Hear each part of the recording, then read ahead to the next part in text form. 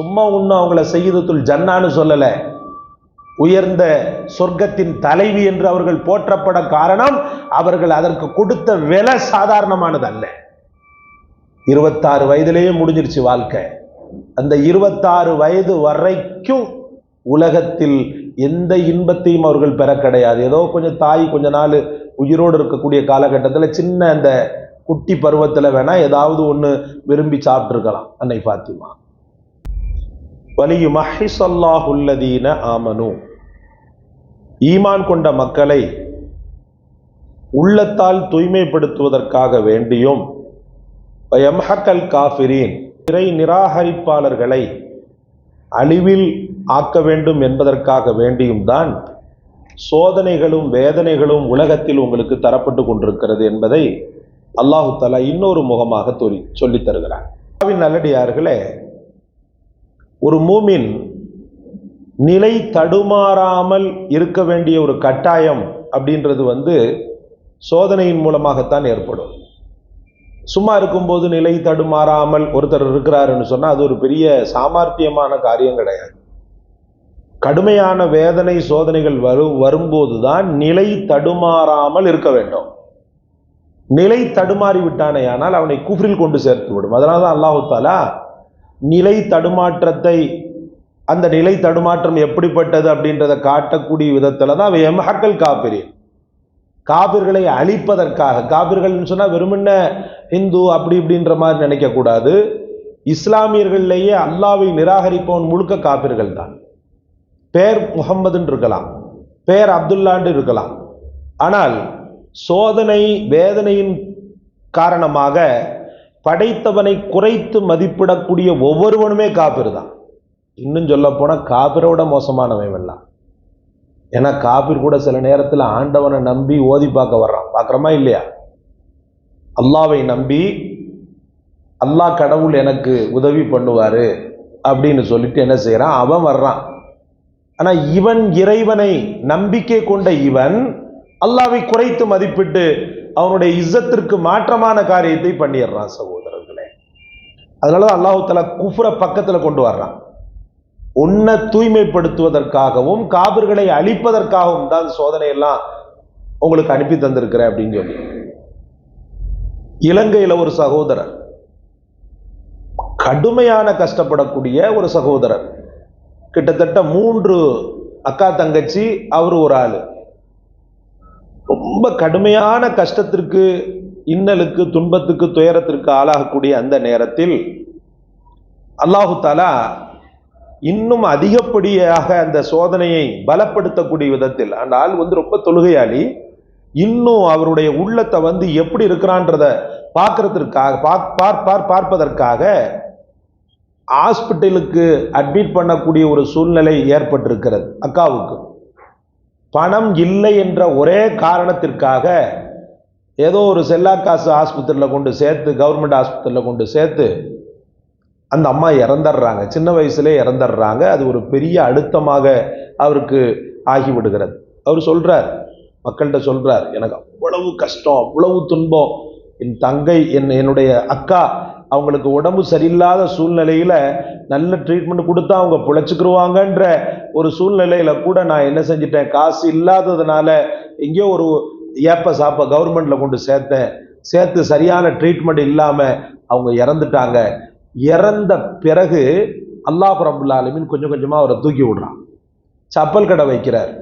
அதுக்கப்புறமா அந்த பெல்ட் இது போன்றவைகளை என்ன செய்யறாரு, வியாபாரம் பண்றாரு. டாப் லெவல் அல்லாஹ் தஆலா தூக்கி விடுறான்.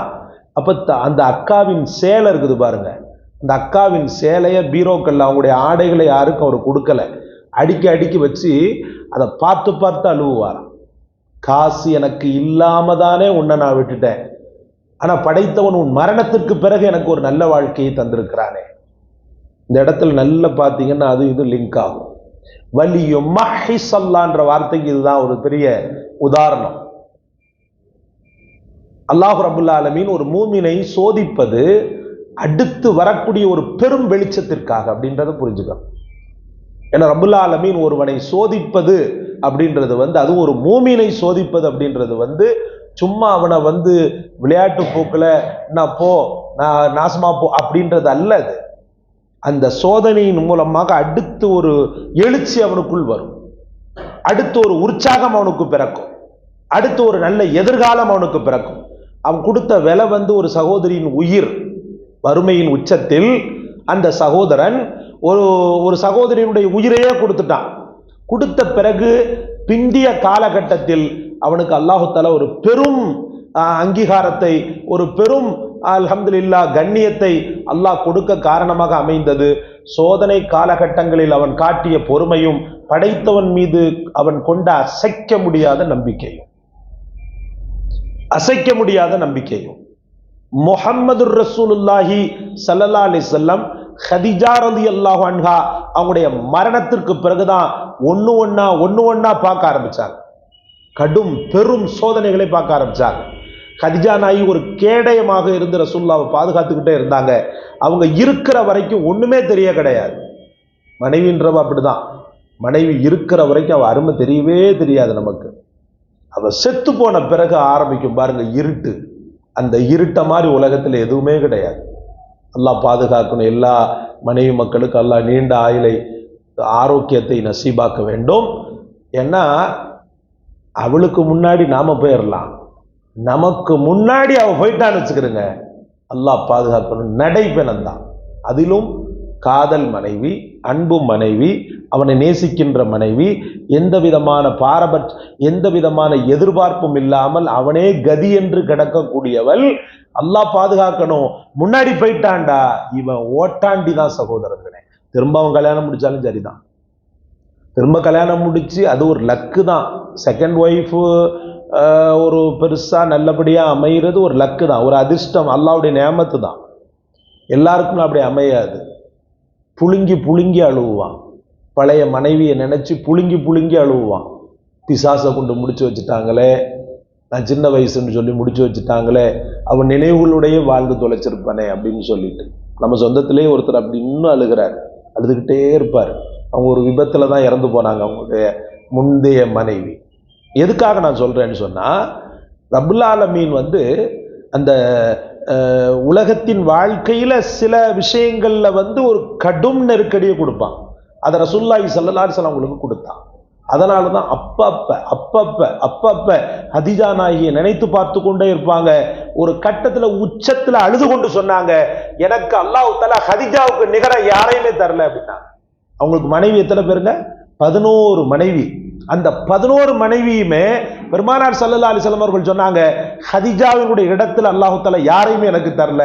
உங்களை எல்லாம் திருமணம் முடித்து வைத்தான் தீனை பெண்களுக்கு கொண்டு போறதுக்காகவோ, ஷரியத்து உங்களிடமிருந்து வெளிப்படுவதற்காகவோ அல்லாஹ் ரப்புல் ஆலமீன் எனக்கு உங்களை திருமணம் செய்து வைத்தான். ஆனால் என் உயிர் மனைவி ஹதீஜாவின் இடத்தை யாருமே பெற முடியாது அப்படின்னு சொல்லி சொன்னாங்க பெருமானார் ஸல்லல்லாஹு அலைஹி வஸல்லம். அப்பப்ப அழுவாங்க. ஒரு கட்டத்துல மருமகன் அவர் எதிரியா இருந்தாரு, அவர் இஸ்லாத்தை வரல, அவரை பிடிச்சிட்டாங்க. அவருடைய அந்த கைதுக்காக பணைய தொகை கொடுத்து கைதுல இருந்து ரிலீஸ் ஆகலாம். காபிர்களுக்கு என்ன வாய்ப்பு கொடுத்திருந்தாங்கன்னு சொன்னா, ஒண்ணு இஸ்லாத்தை தழுவு, அப்படி இல்லையா காசு கொடுத்துட்டு வெளியே போயிடு, அப்படி இல்லைன்னா கல்வியாவது கொடு அப்படின்னு சொல்லியிருந்தாங்க. ஒண்ணு கல்வி கொடு, எங்க மக்களுக்கு உன் பாஷையை கத்துக்கொடு, இல்ம கத்துக்கொடு, அப்படி இல்லையா காசு கொடு, காசு உனக்கு கொடுக்க முடியலையா இஸ்லாத்திற்கு வா அப்படின்னு சொல்லி தண்டனையை கொடுக்கவே மாட்டாங்க ரசூலுல்லாஹ். இந்த மாதிரி ஆக்ஷன் தான் கொடுப்பாங்க அதிகமா. அப்படி கொடுத்திருந்தாங்க. மருமகனாக இருந்தாலும் கூட அவருக்கும் ஆப்ஷனை கொடுத்திருந்தாங்க. அவர் என்ன பண்ணாரு தெரியுமா? பணைய தொகையாக ஒரு நெக்லஸ் ஒன்ன கொடுத்திருந்தார், ஒரு மாலை கழுத்தணி கொடுத்திருந்தார். அது அங்க சுத்தி இங்க சுத்தி ரசூலுல்லாஹ்ட்ட வருது. இப்படி பார்க்கறாங்க ரசூலுல்லாஹி ஸல்லல்லாஹு அலைஹி வஸல்லம், இது என் மகளுக்காக நான் போட்ட மாலை அல்லவா, இது ஹதீஜாவினுடைய மாலை அல்லவா அப்படின்னு சொல்லிட்டு பார்த்து அழுகிறாங்க. அதுக்கு பிறகு அதை திருப்பி ரிட்டர்ன் கொடுத்து அதுக்குண்டான வேற வகையான வேற ஒரு இதை எடுத்துக்கொண்டாங்க அப்படின்றதெல்லாம் ஹதீஸ் நீண்ட வரலாறு. நான் எதுக்காக சொல்றேன்னு சொன்னா, அவள் பயன்படுத்திய பொருளை பார்த்தவுடனே பெருமானார் ஸல்லல்லாஹு அலைஹி வஸல்லம் அழுது கொண்டே இருந்தாங்க. அவர் பயன்படுத்திய பொருளை பார்த்தவுடனே பெருமானார் ஸல்லல்லாஹு அலைஹி வஸல்லம் அழுது கொண்டே இருந்தார். கடைசி கட்டத்தில் அவர் சொல்வார், எவ்வளவு அந்நியோன்யமான தம்பதியாக இருந்தால் அப்படி சொல்லியிருப்பார். யா ரசூலல்லாஹ், கதீஜா நாயகி சொல்லுவாங்க, நான் வஃபாத்தாகும் போது நீங்க ஹிராவில் அல்லாஹ்விடத்தில் குர்ஆனை பெற்று வந்தீர்கள் அல்லவா, அந்த நேரத்தில் முதல்ல இக்ரா பிஸ்மி ரப்பிக்கல்லதி ஹலக் என்று இறங்கிய அந்த முதல் வசனம் இறங்குகின்ற நேரத்தில் நீங்க அணிந்த ஆடை இருக்கிறது அல்லவா, அதை எனக்கு பரக்கத்திற்காக கஃனிடுங்கள் என்று சொன்னார்களாம். முதல்ல இக்ரா பிஸ்மி இறங்கும் போது, குர்ஆன் இறங்கும் போது உங்களை அப்படியே கட்டி அணைத்தார் அல்லவா ஜிப்ரீல், அந்த ஆடையை எனக்கு என்ன செய்யுங்கள், தஃபன் செய்யுங்கள் என்று, கஃன் செய்யுங்கள் என்று சொன்னார்களாம் அன்னை கதீஜா ரலியல்லாஹு அன்ஹா. அதுல இருந்து சோதனை ஸ்டார்டிங் ஆக ஆரம்பிச்சிருச்சு. பாத்திமா நாயகி வாழ்க்கையெல்லாம் பார்த்தீங்கன்னு சொன்னா ஒரு இன்பம் கூட இல்லைங்க. நீங்க வரலாறு எடுத்து பாருங்களேன், பாத்திமா நாயகிட்ட ஒரு நாள் ஒரு பொழுது அவங்க நிம்மதியாக தன் அலியோடு கழித்தாங்க, தன் ஹசன் ஹுசைனோடு கழித்தாங்கன்னு சொல்லி ஹிஸ்டரியில நீங்க ஒரு நாளாவது எடுத்து பாருங்களேன், கிடையாது. சோதனை சோதனை சோதனை. ஹுனைன் யுத்த களத்தில் அவர்களுக்கு சில பிரத்யேகமான கனிமத் பொருட்கள் கிடைத்தது. வறுமையின் கோரப்பிடிக்கு ஆளாக்கப்பட்ட அன்னை ஃபாத்திமத்து ஸஹ்ரா ரலியல்லாஹு தஆலா அன்ஹா, எதுக்காக உங்களுக்கு சொல்றேன்னா, உலகத்துல சோதனை வந்துட்டு அப்படியே நில குலைஞ்சு போகக்கூடிய ஒரு சூழல் வந்துட்டு அந்த மாதிரி உறவுகளை நினைச்சு பாருங்க. ஏன்னா அவங்களும் நம்மள மாதிரி ரத்தம் ஓடின மக்கள் தான். அவங்க ஒன்றும் இரும்பால படைக்கப்படலை, இதயத்துக்கு பதிலாக கல்ல வைக்கல. அவங்களும் நம்மள மாதிரி ஜீவன்கள் தான். மெண்டு முழுங்கி சாதனை பண்ணாங்களா இல்லையா? அதுக்காக சொல்ல வர்றேன். ஹுனைன் யுத்த களத்தில் அன்னை ஃபாத்திமத்து ஸஹ்ரா ரலியல்லாஹு தஆலா அன்ஹா நிறைய பொருள் வந்துச்சு, கனிமத்து பொருள். அந்த கனிமத் பொருளை தெரிந்து கொண்டு அலி ரலியல்லாஹு சொன்னாங்க, நீங்க போய் ஏதாவது வாங்கிட்டு வாங்கல அப்படின்னு சொல்லி சொன்னாங்க. ரொம்ப சிரமமா இருக்கு இல்லையா, தகப்பனார்கிட்ட ஏதாவது போய் வாங்கிட்டு வாங்கலன்னு. அப்படியே வந்தாங்க. வந்துட்டு அஸ்ஸலாமு அலைக்கும் யா ரசூலல்லாஹ் அப்படின்னாங்க. வலைக்கும் சலாம். அன்று ஒரு நாள் வந்தேன், அப்போது நீங்கள் எதுவும் தரவில்லை. எப்போ ஆரம்பத்தில் அடிமையை வேணும், வேலைக்காரன் வேணும், எனக்கு வேலைக்காரங்க வேணும், எனக்கு உடம்பு சரியில்லை அப்படின்னு கேட்கும்போது சுபஹானல்லாஹ் அல்ஹம்துலில்லாஹ் அல்லாஹு அக்பர் 33 கடைசியில 34 தடவை ஓதுன்னு சொல்லி சொல்லுவாங்களே. அதே போல ஹுனைன் யுத்த களத்துல இந்த கனிமத் பொருளை கேட்கறதுக்காக நான் வந்திருக்கிறேன். அப்போ நீங்க வந்து தரல, இப்ப தர்றீங்களான்னு உடனே நான் தருகிறேன் மகளே, நான் தருகிறேன். இங்க இருக்கக்கூடிய சொத்துக்களை நீ என்ன வேணாலும் எடுத்துக்கோ, ஆனா இதை விட சிறந்தது உனக்கு நான் சொல்லுவேன் அப்படின்னு சொன்னார். வாழ்க்கையில் நீ கடைபிடிக்க வேண்டிய பொறுமையும் லா ஹவ்ல வலா குவத்த இல்லா பில்லா என்ற திக்ரும் உன் வாழ்க்கையில பக்கத்துல நெருங்க விடல. நாம பெத்த மகள் அப்படி விடுவோமா? ஒரு சமூகத்தின் தலைவர் அவங்க நினைச்சிருந்தாங்கன்னு சொன்னா பாத்திமா நாயகியினுடைய உச்சியில இருந்து உள்ளங்கால் வரைக்கும் தங்கத்தால பூட்டி இருக்க முடியும். நம்ம பெத்த பிள்ளைய எப்படி விடுவோமா? இங்க லா ஹவ்ல வலா குவத்த இல்லா பில்லா. மேலும் சொன்னாங்க, சொர்க்கத்தில் ஒரு பிரதானமான இடத்தை அல்லாஹ் உனக்கு தர வேண்டுமாயின் வாழ்க்கையில சில பல நேரங்களில் நீ பொறுமையை கடைபிடித்தாக வேண்டும் அப்படின்னு சொல்லி சொன்னாங்க. யா ரசூலல்லாஹ் இஹ்தர்துல் ஆஹிரா, நான் ஆஹிராவை தேர்ந்தெடுக்கிறேன், மறுமையை தேர்ந்தெடுக்கிறேன், உலகம் எனக்கு தேவையில்லைன்னு அந்த இடத்தை விட்டு போயிட்டாங்க. எவ்வளவு பெரிய ஆச்சரியம் சகோதரர்களே. நீங்க தனியா உட்கார்ந்து சிந்திச்சு பாருங்க, உங்க மகளையும் அந்த மகளையும் வச்சு சிந்திச்சு பாருங்க. நீங்க பெற்ற மகளையும் அவர்கள் பெற்ற மகளையும் நீங்கள் வைத்து சிந்தித்து பாருங்கள். சும்மா ஒன்னும் அவங்கள சய்யிதத்துல் ஜன்னான்னு சொல்லல, உயர்ந்த சொர்க்கத்தின் தலைவி என்று அவர்கள் போற்றப்பட காரணம் அவர்கள் அதற்கு கொடுத்த விலை சாதாரணமானது அல்ல. 26 வயதிலேயே முடிஞ்சிருச்சு வாழ்க்கை. அந்த 26 வயது வரைக்கும் உலகத்தில் எந்த இன்பத்தையும் அவர்கள் பெற கிடையாது. ஏதோ கொஞ்சம் தாய் கொஞ்ச நாள் உயிரோடு இருக்கக்கூடிய காலகட்டத்தில் சின்ன அந்த குட்டி பருவத்தில் வேணா ஏதாவது ஒன்று விரும்பி சாப்பிட்டு இருக்கலாம். அன்னை ஃபாத்திமா கதீஜா நாயகியினுடைய அந்த ஆரம்ப காலகட்டத்தில் ஏதாவது ஒன்று தாயிட்ட வாங்கி சாப்பிட்டு இருக்கலாம். மற்றபடி பெருமானார் ஸல்லல்லாஹு அலைஹி வஸல்லம் துன்யாவை கிட்ட கூட நெருங்க விடலை. நாளைக்கு கமெண்ட் கொடுத்துருவான், இன்னைக்கு எல்லாரும் வாயடைச்சு போய் நிக்கிறான் பாருங்க. இப்போ ஒரு ஹேஷ்டாக், என்ன ஹேஷ்டாக்? எல்லா மக்களும் சொல்லக்கூடிய ஹேஷ்டாக் முஹம்மத்,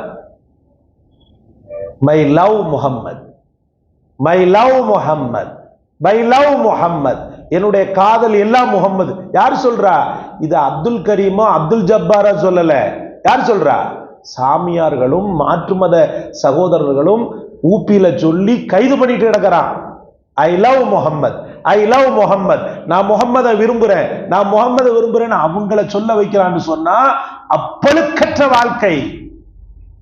தன் வாழ்க்கை அப்படி கடத்துனாங்க தன் பிள்ளைகளுக்கு, தன் குடும்பத்திற்கு. இல்லாட்ட சொல்லிடுவான், பாத்திமா நாயி பங்களாவை பத்தியலா, முகம்மது பெரிய சீர்திருத்தவாதி, பெரிய மதகுருன்லாம் சொல்லப்படுறாரு, மகளை பத்தியலா, பங்களாவை பத்தியலா, ஒரு சொத்தை காட்டட்டுமே. உம்மு குல்சூம் இருந்தாங்க, ருக்கையா இருந்தாங்க, ஜைனப் இருந்தாங்க. எங்கேயாவது ஒரு மகளுக்கு இவ்வளோ பெரிய பங்களாவை ரசூலுல்லாஹி ஸல்லல்லாஹு அலைஹி வஸல்லம் ஒரு சொத்தை விட்டுட்டு போயிருக்கணுமே. அதனாலதான் வாயடைச்சு போறான். என்ன சொல்றதுன்னு தெரியல. ஊண்டா ரசூல்லா பலதார மனம் முடிச்சாரு அப்படின்றது பொய்யா என்ன செய்வான், சொல்லுவான். இந்த ஒன்னை தவிர்த்து வேற எதையும் சொல்ல முடியாது ரசூலுல்லாஹ். பைத்தியக்காரன் ஏன் முடிச்சான்றது அதெல்லாம் ஆய்வு செய்ய மாட்டான். இவன் என்ன சொல்லுவான் தெரியுமா? இதை மட்டும்தான் சொல்ல முடியும். ஏன்னா பெருமானார் ஸல்லல்லாஹு அலைஹி வஸல்லம் வாழ்க்கை ரொம்பவும் தூய்மையான வாழ்க்கை. அந்த தூய்மையை தன்னுடைய அருமையான குடும்பத்தாருக்கும் தந்திருந்தாங்க.